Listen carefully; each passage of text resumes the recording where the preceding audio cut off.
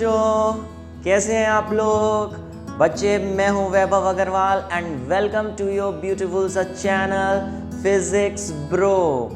प्यारे, यहाँ चल रहा है हमारा चैप्टर फिजिक्स का वर्क, एनर्जी एंड पावर, जिसका आज है लेक्चर नंबर 2।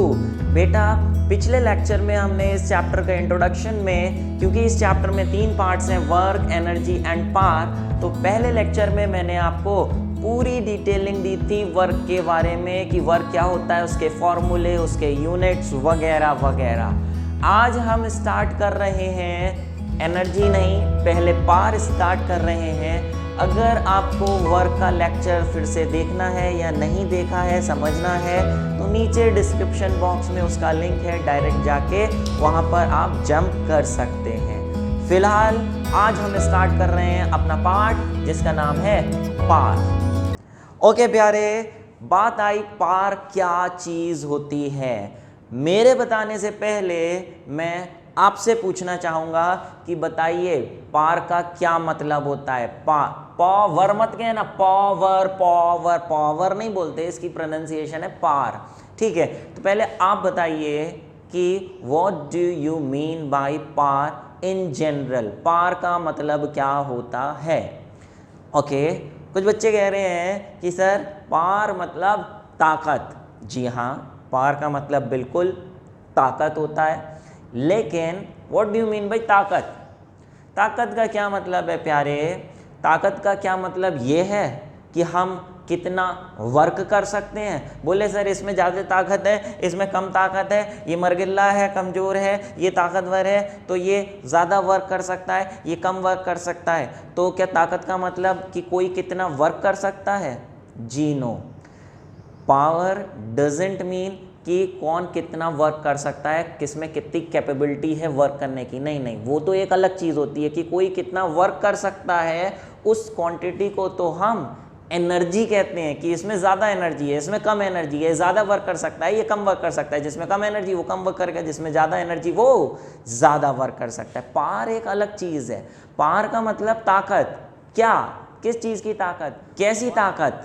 भैया, ताकत का मतलब होता है कि कौन कितना वर्क कर सकता है, ये नहीं, कौन कितनी जल्दी वर्क कर सकता है, कौन कितनी जल्दी वर्क कर सकता है। एक ताकतवर इंसान है, वो एक वर्क को बहुत जल्दी से कंप्लीट कर देगा, जबकि एक कमज़ोर इंसान है, वो बहुत हल्के हल्के करेगा, तो उसकी ताकत कम है। तो power is defined as capability of doing work, नहीं, क्या? Power is defined as rate of doing work, कितनी जल्दी जल्दी। रेट का मतलब होता है कितनी जल्दी जल्दी वर्क कर सकते हैं।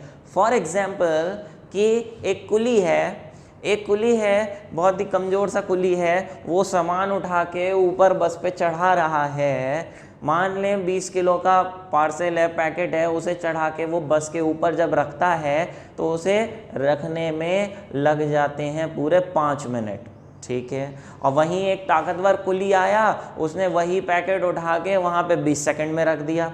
तो ज़रा बताइए किसने ज़्यादा वर्क किया, किसने ज़्यादा काम किया?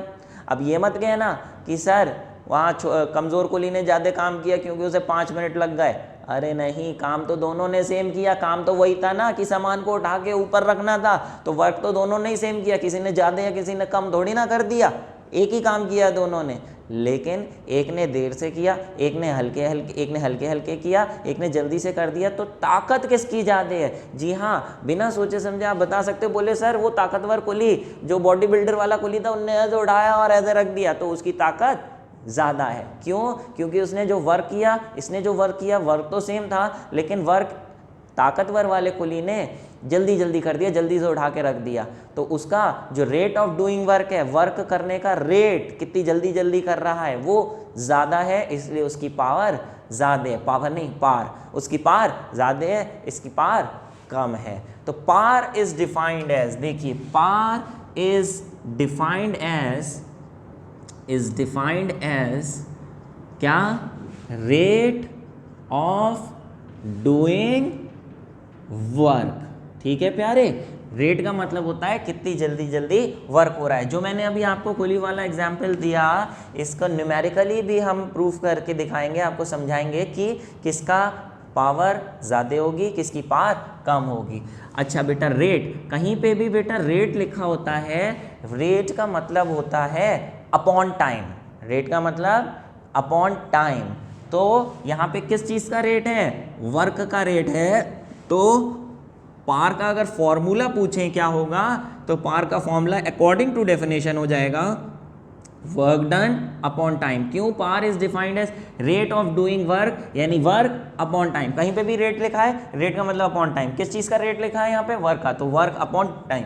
तो ये इसका फॉर्मूला हो गया, जिसके हिसाब से इसकी डेफिनेशन ये तो लिख ही सकते हैं, या ये भी लिख सकते हैं डेफिनेशन कि power is defined as, power is defined as rate of doing work की जगह वर्क डन अपॉन टाइम है, तो ऐसा भी लिख सकते हैं work done per unit time, work done per unit time. कितना वर्क कितने टाइम पर यूनिट टाइम में कितना कर रहा है, उसे हम पार कहते हैं। जैसे एग्जाम्पल देखिए, जैसे मान लें कि ये इस तरीके, जैसे मैंने अभी कुली का एग्जाम्पल बताया था, ऐसे ही कुली की तरह एक और एग्जाम्पल ले रहा हूँ। जैसे मान लें ये इस तरीके से एक क्रेन है, ठीक है, ये क्रेन है, ये क्रेन जो है सामान को उठा रही है, इसमें चेन लगी हुई है इस तरीके से, ये ज़मीन पे इस तरीके से क्रेन है, ये इस लोड को उठा के ऊपर ले जा रही है, h हाइट ऊपर ले जा रही है, ठीक है। ये कौन सी क्रेन थी, इसका नाम था क्रेन A, ठीक है। एक दूसरी क्रेन है इस तरीके से, दूसरी क्रेन है, ये लीजिए दूसरी क्रेन बना दी, ठीक है, दूसरी क्रेन है, ठीक है, ये छोटू सी क्रेन है, इसका नाम है B, ठीक है। ये क्रेन में भी इस तरीके से यहाँ पे चेन लगी है और इस चेन से ये एक सामान उठा रही है, ठीक है। मान लें ये दोनों जो सामान हैं सेम वेट के, 10 किलो का ये है, 10 किलो का ये है, ठीक है, दोनों का मास सेम है और दोनों को सेम हाइट तक उठाना है। एक ए क्रेन उठा रही है, एक बी क्रेन उठा रही है, एक बॉडी बिल्डर वाला कुली है, एक मरगिल्ला कुली है, ठीक है। वही सामान उठा के उन्हें बस के ऊपर रखना है। तो ये बताइए ज़रा कि ये जो क्रेन है इस तरीके से सामान उठा के ऊपर तक ले जाती है, ये वाली क्रेन ले जाती है 10 सेकंड में, ठीक है, और ये वाली क्रेन जो है यहाँ से यहाँ सामान ले जाती है 20 सेकंड में। तो बताइए कौन सी क्रेन ने ज़्यादा वर्क किया, ये जो 10 सेकंड में ले गई या फिर ये जो 20 सेकंड में ले गई। अब ये मत कहना सर ये जल्दी ले गई तो इसने ज़्यादा वर्क करा, या ये मत कहना सर ये तो 20 सेकंड तक ऊपर ले जाती रही तो सर इसने तो बहुत वर्क किया होगा। जी नो, अरे भैया वर्क तो दोनों का सेम हुआ, काम तो वही हुआ। या ऐसा है कि एक ने ज़्यादा काम किया, एक ने कम काम किया, एक को ज़्यादा पैसे दोगे, एक को कम पैसे दोगे, काम तो वही हुआ ना, यहाँ से यहाँ तक ले जाने का, यहाँ से यहाँ तक ले जाने का, तो वर्क तो सेम हुआ ना। आप देख लो वर्क का फॉर्मूला क्या होता है। लास्ट लेक्चर में मैंने बताया था, जब भी किसी सामान को नीचे से ऊपर ले जाते हैं तो कौन सी फोर्स के अगेंस्ट वर्क होता है, जी हाँ ग्रेविटी के अगेंस्ट होता है। ये मैं 10 किलो का पत्थर ऊपर ले जा रहा हूँ तो ग्रेविटी उसे नीचे खींच रही है, उसके अगेंस्ट मुझे ताकत लगानी पड़ रही है ऐसे ऊपर ले जाने में। तो जब ऊपर ले जाते हैं तो वर्क डन अगेंस्ट ग्रेविटी होता है, और वर्क डन अगेंस्ट ग्रेविटी का फॉर्मूला Fs की जगह हमने क्या कहा था, F की जगह mg और S की जगह h की h हाइट ले गए, तो वर्क का फॉर्मूला होता है अगेंस्ट ग्रेविटी mgh। दोनों केसेस में अगर देखें वर्क का यही फॉर्मूला होगा, दोनों केसेस का m सेम है, दोनों केसेस का g भी सेम होता ही है और h भी दोनों केसेस में सेम हाइट गए हैं, तो वर्क तो दोनों का सेम हुआ ना। हाँ लेकिन पार सेम नहीं हुई, क्यों, फर्स्ट वाले का टाइम ये है, सेकंड वाले का टाइम ये है। तो पार का फॉर्मूला देखिए क्या होता है, वर्क डन अपॉन टाइम। ये इन्वर्सली प्रोपोर्शनल टू टाइम होती है। इन्वर्सली प्रोपोर्शनल टू टाइम होने से जिसका टाइम कम होगा उसकी पावर ज़्यादा होगी, उसकी पावर ज़्यादा होगी, जिसका टाइम कम होगा उसकी पावर ज़्यादा होगी। तो आप देखिए यहाँ पे टाइम अलग था, यहाँ टाइम अलग था। सिंस आप साफ साफ देख रहे हैं T1 वाले का टाइम कम है T2 से, इसका टाइम कम है, विच इम्प्लाइज दैट इसकी पावर ज़्यादा होगी, उसकी पावर कम होगी। तो बात समझ पा रहे, पावर और वर्क में क्या डिफरेंस है। पावर अलग चीज़ है, पावर का मतलब रेट ऑफ डूइंग वर्क है और वर्क का मतलब कि कितना काम किया। फिलहाल इसके अभी डिफरेंसेस लास्ट में मैं कॉलम्स में लिखवाऊंगा, लेकिन अभी कंसेप्ट दिमाग में बैठ रहा है कि पार क्या है, कि कितनी जल्दी जल्दी वर्क हो रहा है। कार को धक्का मार रहे हैं तो कार आगे बढ़ रही है, कार को हल्के हल्के धक्का मारेंगे तो आप अपनी कम पार लगा रहे हैं, और तेज़ी से धक्का ऐसा मार दिया तो कार तेज़ी से आगे चली गई, तो आपने कम टाइम में ज़्यादा वर्क किया या कम टाइम लगाया आपने वर्क करने में, तो आपने ज़्यादा पावर अप्लाई करी। बात समझ गए पावर क्या चीज़ होती है? तो डेफिनेशन दिमाग में बैठा लीजिए, फॉर्मूला दिमाग में बैठा लीजिए। Power is defined as work done per unit time या rate of doing work. Okay, अब बात आई कि अच्छा सर ये बताइए पावर कौन कौन से फैक्टर्स पे डिपेंड करती है? अरे सामने ही तो लिखा है, जरा देखो मेरे प्यारे, मेरे दुलारे, ये देखो पार का फॉर्मूला लिखा तो है वर्क डन अपॉन टाइम। तो सीधे से अगर मैं बोलूँ कि पार कौन से फैक्टर्स पर डिपेंड करती है, तो पार दो फैक्टर्स पर डिपेंड करती है साफ साफ। पहला, इट डिपेंड्स ऑन वर्क, कि कितना वर्क किया गया, और दूसरा इट डिपेंड्स ऑन टाइम, की जो वर्क किया वो कितने टाइम में किया। और इन दोनों फैक्टर्स पर डिपेंड कैसे करती है? More the work done in less time, more will be the power. फिर से, more the work done, more will be the power. And time पे कैसे डिपेंड करती है? लेसर द टाइम, जिस जो वर्क किया है वो कम टाइम में किया है तो more the power. Power is inversely proportional to time, directly proportional to work. अच्छा बेटा प्यारे, एक बात मैं बता दूं आपको, बार बार ध्यान में रखिए कि जैसे ये फॉर्मूला इसका ये आ रहा है, तो मैंने कहा देखो फॉर्मूले में ये दो चीज़ें आ रही हैं तो पावर इन दोनों फैक्टर्स पर डिपेंड करती है, लेकिन इसका मतलब ये यूनिवर्सल नहीं होता कि अगर किसी के फॉर्मूले में कोई चीज़ आ रही है तो वो उन फैक्टर्स पर डिपेंड करे ही करे। फैक्टर्स ज़रूरी नहीं है कि फॉर्मूला डिसाइड करे, फॉर्मूले में जो चीज़ें आ रही हैं उसके अलावा भी फैक्टर्स हो सकते हैं, या ऐसा भी हो सकता है कि उस फॉर्मूले में जो क्वांटिटीज़ आ रही हैं वो क्वांटिटी उन क्वांटिटीज़ पर डिपेंड करे ही ना। तो दिमाग में कभी ये मत रखना कि फैक्टर्स पूछा तो हम फॉर्मूले से ही बताएंगे हमेशा, नहीं, आपको याद रखना होगा। जैसे एक इलेक्ट्रिसिटी चैप्टर आपने पढ़ा होगा, नहीं पढ़ा है तो आगे पढ़ेंगे, कि रेजिस्टेंस का फॉर्मूला होता है V/I। तो आप ये देखिए कि रेजिस्टेंस के फॉर्मूले में दो चीज़ें आ रही हैं, जबकि रेजिस्टेंस ना इस पर डिपेंड करता है, ना वोल्टेज, ना करंट। रेजिस्टेंस तो 4 फैक्टर्स पर डिपेंड करता है, वो जो आप पढ़ेंगे या पढ़े होंगे कि कौन कौन से फैक्टर्स, लेंथ, एरिया, टेम्परेचर और नेचर। तो फिलहाल फार्मूला हमेशा डिसाइड नहीं करता है कि कौन से फैक्टर्स पे डिपेंड करेगा। फिलहाल बच्चे पावर का एक फार्मूला ये तो हो ही गया, एक फार्मूला और होता है पावर का, क्या वो नोट लीजिए आप। पावर का formula work done upon time है। यहाँ पे अगर वर्क जिस डायरेक्शन में फोर्स लग रही है उसी डायरेक्शन में डिस्प्लेसमेंट हो रहा है तो वर्क का फॉर्मूला होता है Fs। बोले सर Fs कहाँ से आया? Fs cos थीटा होता है बेटा, लेकिन जिस डायरेक्शन में फोर्स लग रही है उसी डायरेक्शन में डिस्प्लेसमेंट हो रहा है तो एंगल F और S के बीच कितना होगा? 0 डिग्री। और cos 0 कितना होता है? cos 0 होता है 1, इसलिए मैंने डायरेक्ट Fs लिख दिया था। ठीक है, तो टाइम नीचे इस तरीके से ऐसे लिख दिया। अरे डिस्प्लेसमेंट अपॉन टाइम तो क्या चीज़ होती है? डिस्प्लेसमेंट अपॉन टाइम, जी हाँ, वेलोसिटी। अरे मेरे प्यारे, अगर इसकी जगह वेलोसिटी लिख दो तो लो पावर का फॉर्मूला हो जाएगा W/T की बजाय F into V, P is equal to FV, P is equal to F into V, F into V, F into V, F into V, F into V. दिमाग में बैठा लो कि अगर किसी न्यूमेरिकल में वर्क और टाइम दे रखा है तब आप ये फॉर्मूला लगाओगे, और अगर वेलोसिटी ऑफ फोर्स दे रखी है तो ये फॉर्मूला। और ये तब फॉर्मूला लगाओगे जब जिस डायरेक्शन में फोर्स है उसी डायरेक्शन में डिस्प्लेसमेंट हो रही है। लेकिन बोले सर फोर्स अलग डायरेक्शन में लग रही है, डिस्प्लेसमेंट अलग डायरेक्शन में हो रही है, थीटा की वैल्यू 0 नहीं है, तब पावर का फॉर्मूला क्या होगा? तो बेटा सिंपली यहाँ पे बस Fs cos थीटा ही लिखना पड़ेगा फिर अपॉन टाइम।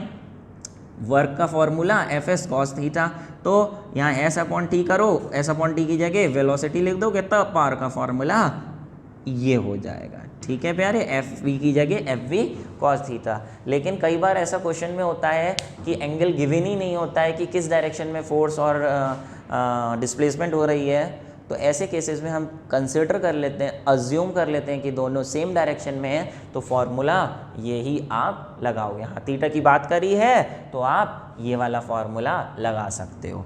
ठीक है, एक बात और, जैसे इस क्रेन के केस की अगर हम बात करें तो क्रेन के केस में पार का फॉर्मूला क्या होगा, वर्क डन अपॉन टाइम तो है ही, लेकिन यहाँ पे हम एक काम ये कर सकते हैं, पार का formula work done upon time में वर्क का फॉर्मूला जैसे हमने यहाँ एफ एस डाला, यहाँ क्या फॉर्मूला डाल सकते हैं, जब ऊपर ले जाते हैं तो वर्क का फॉर्मूला होता है, ये देखो M G H work done against gravity in moving a body upward downward, तो फॉर्मूला होता है M J H upon T. तो बेटा ये न्यूमेरिकल्स में आपको फॉर्मूले हेल्प करेंगे कि वर्क डन का यहाँ क्या फॉर्मूला लगाना है, यहाँ क्या, या ये क्या क्या फॉर्मूले हो सकते हैं, ये आप जल्दी से कॉपी में नोटिए।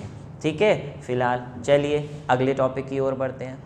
बात आई प्यारे कि सर चलिए पार का फॉर्मूला तो पढ़ लिया, अब सर उसकी ज़रा यूनिट्स भी तो बता दीजिए, पार की क्या यूनिट लगाएं। जब भी हम कोई क्वांटिटी पढ़ते हैं तो उसकी यूनिट की तो बात होनी ही होनी है। ध्यान रखिए, दिमाग में कभी भी एग्ज़ाम में कोई डेफिनेशन आती है कि डिफाइन पार, डिफाइन वर्क, कोई भी डिफाइन करने को जब चीज़ आती है तो आपको 3 चीज़ें तो लिखनी ही लिखनी है। ये नहीं कि डिफाइन पार आया तो बस पार की डेफिनेशन लिखे आए कि it is defined as rate of doing work, जी नो, 3 चीज़ें लिखेंगे। 3 चीज़ें क्या, एक उसकी डेफिनेशन, एक उसका फॉर्मूला और एक उसकी यूनिट, ये 3 चीज़ें लिखनी ही लिखनी है। और अगर वो स्केलर या वेक्टर है तो आप मेंशन करेंगे कि इट इज़ अ स्केलर या वेक्टर क्वांटिटी। जैसे पार आपको हम बता दें कि पार इज़ अ कैसी क्वांटिटी, पार का कोई डायरेक्शन होता है या नहीं होता, जी नहीं, पार का कोई डायरेक्शन नहीं होता। ये इसलिए एक तरीके की स्केलर क्वांटिटी, आपको पता होगा स्केलर का मतलब क्या होता है, ऐसी क्वांटिटीज जिनका कोई डायरेक्शन नहीं होता उन्हें हम स्केलर क्वांटिटीज कहते हैं। तो पार इज अ स्केलर क्वांटिटी। फिलहाल यूनिट्स पे आइए। बोले सर यूनिट कैसे निकालें, तो बेटा बहुत ही आसान है, पार का formula work done upon time. Power की यूनिट निकालने के लिए इसके फॉर्मूले में जो क्वांटिटीज़ आ रही हैं सबकी यूनिट डाल दो, पार की यूनिट आ जाएगी। पहले हम बात कर रहे हैं ऐसा यूनिट की, तो वर्क की क्या ऐसा यूनिट होती है, जी हाँ, क्या होती है, जूल, और टाइम की सेकेंड। तो लो प्यारे, पार की यूनिट आ गई जूल पर सेकेंड। बेटा गौर फरमाओ, एक छोटी सी चीज़ बता रहा हूँ, कुछ बच्चे कॉपी में लिखते समय ये जूल जब लिख रहे हैं तो जूल को ऐसे लिख रहे हैं, जूल पर सेकेंड। अरे ऐसे मत लिख देना, अरे भैया ये देखो डिफरेंस है दोनों की स्पेलिंग्स में। अरे स्पेलिंग नहीं, दोनों के तरीके में लिखने में डिफरेंस है, ये स्मॉल जे ये कैपिटल जे। बेटा फिजिक्स भी किसी क्वांटिटी की यूनिट अगर किसी साइंटिस्ट के नाम पे है तो अगर आप उसको फुल फॉर्म में लिख रहे हो तो पहला letter should always be small, capital नहीं होना चाहिए। यह मेरा रूल नहीं है, ये फिजिक्स का रूल है, आपकी बुक्स में लिखा नहीं होता है लेकिन जान लो ये फिजिक्स का रूल है। तो ऐसे नहीं लिखो, हाँ शॉर्ट फॉर्म में लिख रहे हो तो कैपिटल जे ही लिखोगे, तो स्मॉल जे नहीं लिखोगे। तो इस बात का ध्यान रखो। और अरे सेकंड की शॉर्ट फॉर्म ये SEC कौन लिख रहा है, अरे सेकंड की शॉर्ट फॉर्म SEC होती है या S होती है, S होती है। किसने कहा आपसे कि SEC होती है, जो बच्चे बचपन से लिखते आ रहे हैं SEC। अरे आप कौन होते हैं सेकंड की शॉर्ट फॉर्म बनाने के लिए SEC। सेकंड की शॉर्ट फॉर्म बनाई गई है S, ना कि SEC। तो अपने मन से कोई शॉर्ट फॉर्म क्रिएट ना करो तो अच्छा है, ठीक है, इस बात का ध्यान रखें। तो ये यूनिट आ गई आपकी जूल पर सेकेंड, ठीक है। कर दिया एक रूल का और उल्लंघन मेरे प्यारे। रूल नंबर 3, ये डॉट किस किस ने लगाया है प्यारे, ये डॉट फिजिक्स का रूल है, किसी भी यूनिट के बाद डॉट नहीं लगता है। बोले सर पैराग्राफ खत्म हो गया था, सर हमने फुल स्टॉप लगा दिया। अरे कोई फुल स्टॉप नहीं होता फिजिक्स में यूनिट के बाद, ये रूल है। छोटी छोटी बातें हैं, ध्यान रखिए, बहुत इंपॉर्टेंट है। लेकिन फिलहाल चलो वापस आ जाओ, ठीक है। ये लिख लेना कि जो लिखना है वो तो लिखोगे और जो नहीं लिखना है वो भी लिखा करो, कि सर ने बोला ये नहीं लिखना है तो ये लिखो और उस पर क्रॉस लगाओ कि ये ना लिखें हम, तभी दिमाग में बसती हैं बातें। फिलहाल चलो, work done upon time joule per second, ये जिसे जूल पर सेकेंड को मिला के क्या लिखते हैं, वॉट, क्या लिखते हैं, वॉट, अरे वॉट नहीं वॉट, क्या लिखते हैं, वॉट, ठीक है, वॉट की शॉर्ट फॉर्म कैपिटल W, ठीक है। तो what is the SI unit of power, what. लेकिन अब आपसे पूछा जाएगा कि डिफाइन 1 वॉट, बेटा वो बोर्ड्स का बहुत फेवरेट क्वेश्चन है स्कूल्स का कि define 1 what, define 1 joule, define 1 Newton, ऐसे करके पूछते हैं। तो इसको करने का, इसकी डेफिनेशन लिखने के एक तरीके हैं जो मैं हर बार समझाता हूँ, फिर से सुन लो कि यहाँ पे बताओ 1 वॉट पावर की वैल्यू 1 वॉट कब आएगी, ऑब्वियसली जब वर्क 1 जूल हो और टाइम 1 सेकेंड हो, तभी तो 1 अपॉन 1 1 आएगा, यानी 1 watt is equal to 1 joule upon 1 second, या 1 watt is equal to 1 joule per second, जिसे हम ऐसे भी लिख सकते हैं 1 जूल पर सेकेंड, ठीक है ना। अच्छा, तो डिफाइन कैसे करें कि 1 वॉट क्या है, 1 वॉट क्या है, चलिए बताइए 1 वॉट क्या है, डिफाइन ये एक शब्द में लेकिन डिफाइन करना है, सिर्फ एक शब्द में बताओ मुझे, अभी सिर्फ एक शब्द में बताओ जो मैं पूछ रहा हूँ कि 1 वॉट क्या है, और उसी से उसकी डेफिनेशन बनेगी। तो बताइए एक शब्द में 1 वॉट क्या है। कुछ बच्चे बोल रहे हैं sir 1 what 1 joule per second है, 1 वॉट 1 जूल पर सेकेंड, अरे 1 वॉट अगर बोल रहे हो 1 जूल पर सेकेंड तो 1 जूल पर सेकेंड, अरे 4 शब्द हो गए, 4 नहीं, मैं एक शब्द बोल रहा हूँ, एक शब्द में बताया 1 वॉट क्या है। जी हाँ, 1 वॉट क्या है, बोले सर 1 वॉट पावर की वैल्यू है, 1 वॉट क्या है, पावर। तो 1 वॉट फिर से 1 वॉट क्या है, पावर। लेकिन बताओ पावर की वैल्यू 1 वॉट कब है, तब है जब वर्क कितने का हो 1 जूल का और टाइम कितने का हो 1 सेकेंड का। तो ऐसे ही इसकी डेफिनेशन बन जाती है कि डिफाइन 1 वॉट, तो आप कहेंगे 1 वॉट क्या है, पावर। तो यहीं से डेफिनेशन स्टार्ट होगी, the power spent, the power spent is said to be 1 watt, is said to be 1 watt। बताओ पावर की वैल्यू हम कहेंगे कोई पावर खर्च हुई 1 वॉट की, कब, when 1 joule of work is done in 1 से, 1 जूल का वर्क 1 सेकंड में होगा, तो हम कहेंगे पावर कितनी है 1 वॉट। तो power spent is said to be 1 watt if 1 joule of work is done in 1 second. बेटा बहुत इंपॉर्टेंट है, नोटिए 1 watt is said to, power spent is said to be 1 watt if 1 joule of work is done in 1 second. समझ पा रहे हैं। फिलहाल इसकी कुछ बड़ी यूनिट्स भी होती हैं, इसकी कुछ छोटी यूनिट्स भी होती हैं। वॉट से बड़ी यूनिट की बात करें तो बिगर यूनिट्स की बात करें तो शायद आप बता पाएँ, वॉट से बड़ी बता दो। जी हाँ, क्या, किलोवॉट, मेगावॉट, गीगावॉट, टेरावॉट, है ना। किलो, अब बोले किलो का मतलब क्या होता है सर, किलो का मतलब होता है 1000, जैसे किलोग्राम में 1000 ग्राम, तो किलो का मतलब 1000 होता है, 1000 का मतलब 10 टू द पावर 3, जैसे किलो का मतलब 10 टू द पावर 3 होता है, चाहे अब वो किलो वॉट हो, चाहे किलोग्राम हो, चाहे किलो लीटर हो, चाहे किलोमीटर हो, किलो का मतलब होता है 1000, तो यहाँ 1000 लिख दिया, 1000 10 टू द पावर 3। ऐसी मेगा का मतलब होता है 10 टू द पावर 6, गीगा का 10 टू द पावर 9, और टेरावॉट का मतलब 10 टू द पावर 12। तो ये एब्रीविएशंस हैं, अच्छे से आपको याद करने। इसकी स्मॉलर यूनिट्स की बात करें तो स्मॉलर यूनिट कौन सी है इसकी, जी हाँ, ऐसे मिलीवॉट, मिलीवॉट में एम कैपिटल नहीं लिखते, M small, milliwatt. Microwatt, micro कैसे बनाते हैं प्यारे, ये यू है, यू में एक ऐसी डंडी बना दो घूमी हुई, तो इसे माइक्रो बोलते हैं, तो ये लिखा है हमने माइक्रोवॉट। मिलीवॉट में होते हैं 10 टू द पावर -3 और माइक्रो में होते हैं 10 टू द पावर -6 वॉट। समझ पा रहे हैं। होती इससे और छोटी भी हैं, लेकिन जनरल यूज हमने लिख दी, जैसे नैनो वॉट भी हो सकती है, पीको वॉट हो सकती है, वगैरह वगैरह, लेकिन इतना काफ़ी है। फिलहाल बेटा ये तो इसकी यूनिट्स हैं ही, एक बहुत ही अलग यूनिट है, एक यूनिट में यहाँ लिख रहा हूँ, क्या unit, horse power, horse power. एक इसकी यूनिट ये भी है जिसे हम लिखते हैं HP। बोले अच्छा सर 1 किलोवाट में इतने वॉट हैं, तो सर जरा बताना 1 हॉर्स पावर में कितने वॉट होंगे, जी, एक हॉर्स पावर में होते हैं 746 वॉट।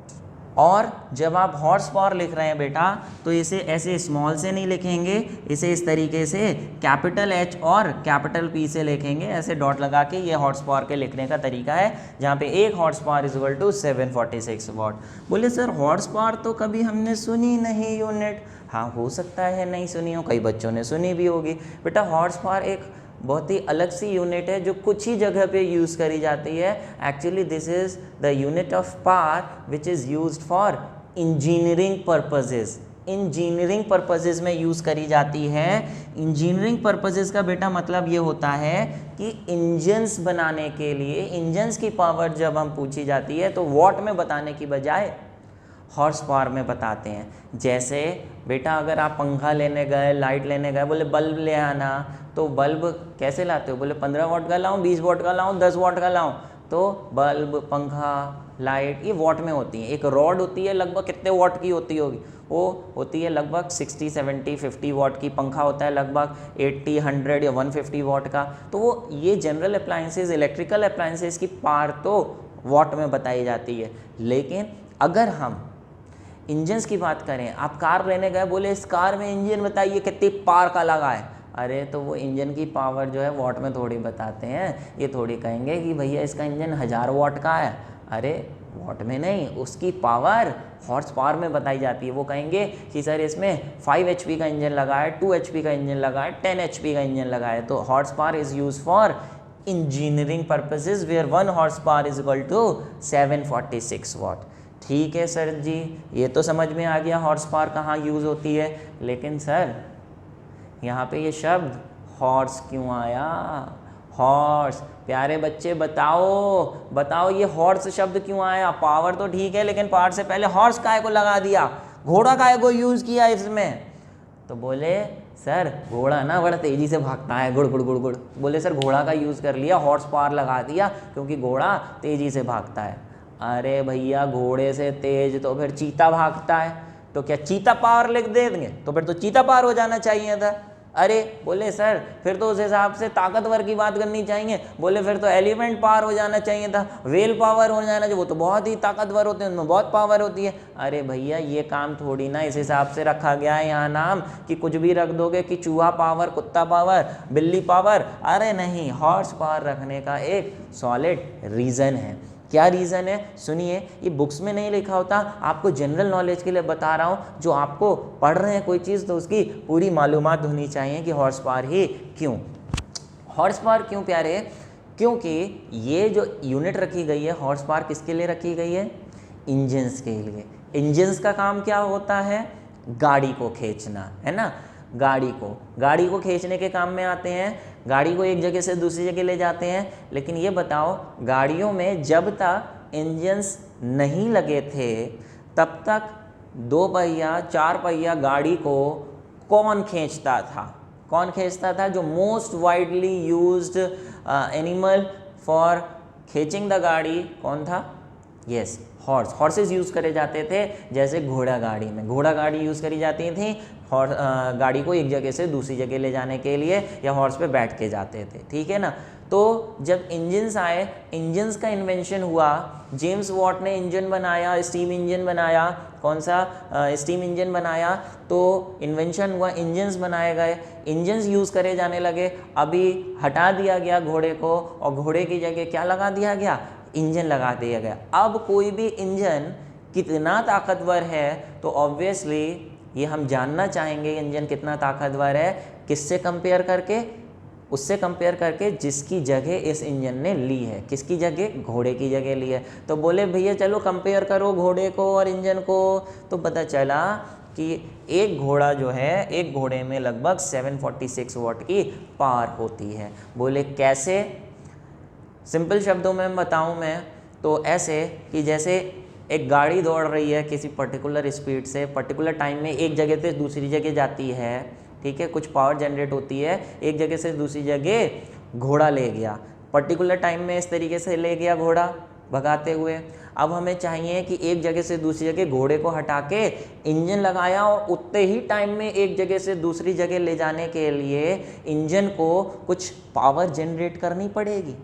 तो अगर जिस टाइम में घोड़ा ले गया था एक पर्टिकुलर जगह से एक जगह से दूसरी जगह किसी लोड को, उसी टाइम में उसी लोड को ले जाने के लिए इंजन को कितनी पावर जनरेट करनी पड़ी, तो वो देखा गया कितनी पावर जनरेट करनी पड़ी, 746 वॉट की पावर जनरेट करनी पड़ी। इसका मतलब एक घोड़े में 746 वॉट की पावर होती है। इस तरीके से इंजन और घोड़े को कंपेयर किया गया।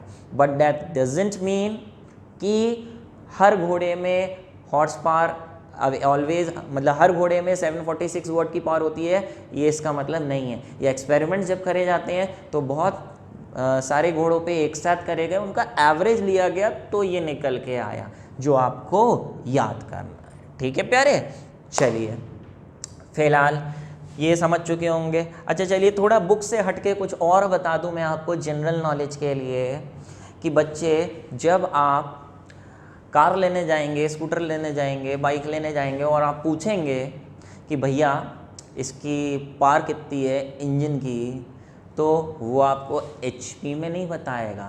किस में बताएगा? BHP में। किस में? BHP में। कभी किसी ने सुना है BHP? कभी किसी ऐड में अगर वगैरह लिखा देखें आप तो उसमें लिखा होगा engine power 2 BHP, 3 BHP, 10 BHP, BHP में बताई जाती है। तो ये BHP क्या है? क्या किसी को पता है BHP क्या है? बेटा ये तो था HP और एक होता है BHP।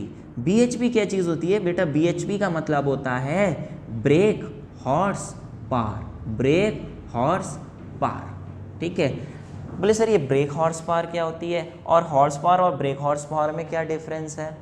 बेटा जब आप इंजन लेने जाओगे तो उसकी जो पावर है, वो पावर जब आप पूछोगे तो फिर से बोल रहा हूँ वो HP में नहीं BHP में बताई जाती है। क्यों?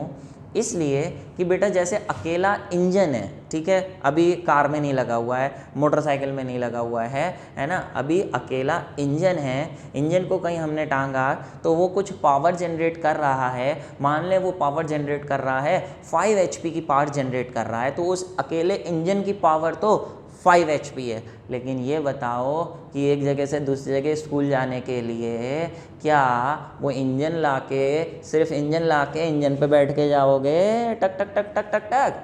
अरे क्या इंजन पे बैठ के जाते हो क्या? नहीं, सिर्फ वहाँ इंजन नहीं होता, इंजन के साथ साथ दूसरे बॉडी पार्ट्स भी होते हैं। इंजन के साथ पूरी बॉडी होगी, उसकी फ्रेम होगा, कार है तो स्टीयरिंग होगा, सीट्स होंगी, टायर्स होंगे, और इतने सारे बॉडी पार्ट्स होने की वजह से जब वो इंजन में जुड़ेंगे तो पूरे इंजन के ऊपर जो लोड पड़ रहा था, उसके वज़न पड़ने की वजह से क्या इंजन उतनी ही पावर जनरेट कर पाएगा? क्या उतनी ही स्पीड से ले जा पाएगा आपको? अगर सिर्फ अकेला इंजन टंगा हुआ है, उसको स्टार्ट करो और वो घूम रहा है, वो कुछ पावर जनरेट कर रहा है, कुछ स्पीड बना रहा है, लेकिन जब उसमें बॉडी पार्ट्स लगा देंगे तब तो वो उस स्पीड से पावर जनरेट नहीं कर, मतलब वो स्पीड से नहीं ले जा पाएगा ना।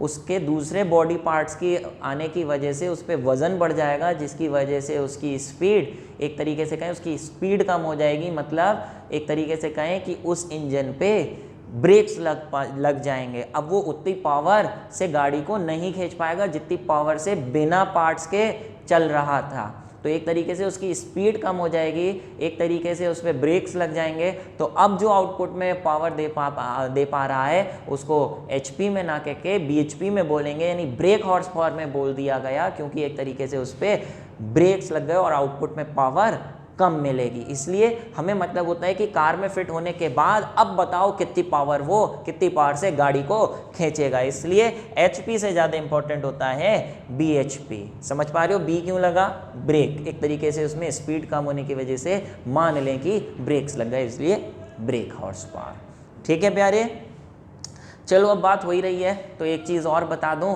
बेटा, जैसे कोई भी आप गाड़ी लेने जाओ तो गाड़ी में पूछते हो कि बताओ भैया ये गाड़ी कितने CC की है, कितने CC की है। सीसी सुना है कभी? सीसी कितने सीसी की है? बोले सर ये मोटरसाइकिल जो है सर 150 सीसी की है। बोले सर ये कार जो है 1500 सीसी की है। पहली बात तो ये आई कि सीसी की फुल फॉर्म क्या होती है। बेटा सीसी की फुल फॉर्म होती है सेंटीमीटर क्यूब या फिर क्यूबिक सेंटीमीटर। जो किसकी यूनिट है सेंटीमीटर क्यूब या क्यूबिक सेंटीमीटर? वॉल्यूम की। तो बेटा क्यूबिक सेंटीमीटर वॉल्यूम की है। तो अगर आप बोल रहे हो कि भैया कि ये कितने सीसी का गाड़ी है, तो वो कहेगा 100 सीसी की, यानी 100 सेंटीमीटर क्यूब की, यानी इसकी वॉल्यूम 100 सेंटीमीटर क्यूब। किसकी वॉल्यूम भैया, किसकी वॉल्यूम? अरे भैया ये मत कहना कि सर टंकी की, सर उसमें कितना पेट्रोल आ जाता है उसकी वॉल्यूम लिखी होती है ये सर 150 सेंटीमीटर क्यूब। अरे भैया क्या गाड़ी लेने जाओगे तो क्या टंकी पर बैठ के एक जगह से दूसरी जगह जाओगे?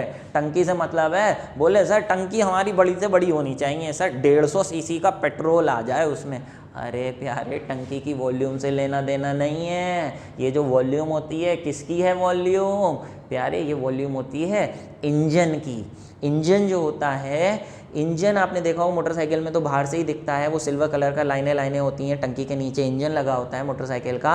वो इंजन का जो साइज़ होता है, उसकी जो वॉल्यूम होती है वो होती है सीसी में। अगर कोई बोल रहा है 150 सीसी का इंजन है, इसका मतलब उस इंजन की टोटल वॉल्यूम 150 सीसी है। अगर ज़्यादा वॉल्यूम का है तो बड़ा इंजन होगा, कम वॉल्यूम का है तो छोटा इंजन होगा। इससे क्या फ़र्क पड़ेगा बेटा? जितना बड़ा इंजन होगा उसकी वॉल्यूम उतनी ज़्यादा होगी, वो उतने ज़्यादा सीसी का होगा, जिसकी वजह से वो पावर भी उतनी ज़्यादा जनरेट करेगा। क्योंकि बड़ा इंजन है तो उसमें ज़्यादा पेट्रोल बर्न होगा, ज़्यादा डीजल बर्न होगा, तो जिसकी वजह से वो पावर ताकत भी ज़्यादा जनरेट करेगा, जिसकी वजह से वो गाड़ी भी उतनी तेज़ी से दौड़ेगी। तो ये होता है सीसी। तो आपको अगर अपनी गाड़ी में ज़्यादा ताकत चाहिए, आप चाहते हैं कि हम एकदम ऑन करें और जैसे ही एक्सीलेटर दबाएं शू से भाग जाए, तो हमें उसकी पावर ज़्यादा होने के लिए उसका इंजन बड़ा होना पड़ेगा, जिसके लिए आप चाहोगे कि मैं ज़्यादा सीसी की इंजन की कार या बाइक लूँ। ठीक है प्यारे? तो इसलिए इंजन की वॉल्यूम सीसी से पता चलती है। फिलहाल चलिए जनरल चीज़ें हो गई। अभी हम अपने अगले टॉपिक पे आ जाएं, जो कि है difference between power and work. बच्चे आज का लास्ट टॉपिक कि वर्क और पावर में क्या डिफरेंस होता है। आपने एग्जाम्पल के थ्रू, क्रेन और कुली के एग्जाम्पल के थ्रू समझा तो, लेकिन फिर भी थ्योरी के लिए आप समझिए, जब भी डिफरेंस लिखते हैं तो सबसे पहले तो आप यहाँ पे डेफिनेशन का डिफरेंस लिख सकते हैं कि भैया वर्क क्या चीज़ होती है? Work done by a force is the product of force and same direction में डिस्प्लेसमेंट हो रही हो, जिस डायरेक्शन में फोर्स लग रही है, तो वर्क का फॉर्मूला हो जाता है क्या? फोर्स इनटू डिस्टेंस, है ना। तो इसका हमने डिफाइन कर दिया कि it is defined as product of force and displacement. जबकि पावर क्या चीज़ है? पावर है रेट ऑफ डूइंग वर्क। तो ये दोनों अलग अलग चीज़ें हैं। दूसरा, आपको मालूम है पावर टाइम पे डिपेंड करती है और वर्क टाइम पे डिपेंड नहीं करता है। जैसे क्रेन में आपने देखा था, दोनों ने सेम वर्क किया, चाहे एक 10 सेकंड में गई थी, एक 20 सेकंड में, लेकिन वर्क सेम है। लेकिन पावर अलग अलग होगी, जिसने कम टाइम में किया है वर्क उसकी पावर ज़्यादा होगी। और तीसरा, इसकी एसआई यूनिट, इसकी वॉट होती है जबकि इसकी जूल होती है। तो बेटा ये नोट कर लीजिए, पॉज करके नोट करते जाइए। जब भी मेरे वीडियो देखते हैं, कुछ समझाता हूँ, बोर्ड पे लिखा है तो उसके नोट्स बनाते जाइए। आपके हैंड रिटन नोट्स ही आपके लिए जेम्स का काम करते हैं एग्ज़ाम में। जो बच्चे अपने हाथ से नोट्स बनाते हैं अब अलग अलग टॉपिक से, चैप्टर्स के, उनके लिए मेरी गारंटी है कि एग्ज़ाम में वो बहुत ही बेहतरीन अपनी परफॉर्मेंस देने के लिए तैयार हो रहे हैं। फ़िलहाल बच्चे आज के लिए इतना है। अगले लेक्चर में मैं आपको न्यूमेरिकल्स कराऊंगा। जो भी मैंने पावर और वर्क पढ़ाया है उसके न्यूमेरिकल्स कराऊंगा। नीचे लिंक्स दे रखे हैं, आप डायरेक्ट जंप कर सकते हैं। आजकल में लिंक दे दिए जाएंगे नीचे, हो सकता है आज ना हो। फ़िलहाल प्यारे मेहनत करते जाइए, ज़्यादा से ज़्यादा हाथ से नोट्स बनाइए, न्यूमेरिकल्स खुद से करिए, तभी आगे बढ़िए। फ़िलहाल अगर आपको समझ में आया है, आज का लेक्चर बढ़िया लगा है, तो जल्दी से 2 काम कर दीजिए। एक तो लाइक बटन प्रेस कर दीजिए, और हाँ, एक इम्पॉर्टेंट काम, वो क्या, जो भी बच्चे ये लेक्चर अटेंड कर रहे हैं, अपना नाम जल्दी से नीचे कमेंट बॉक्स में टाइप करके अपनी प्रेजेंट मार्क कर दीजिए। फ़िलहाल बेटा, stay happy, stay blessed and keep doing hard work, and all the best for today. Thank you very much.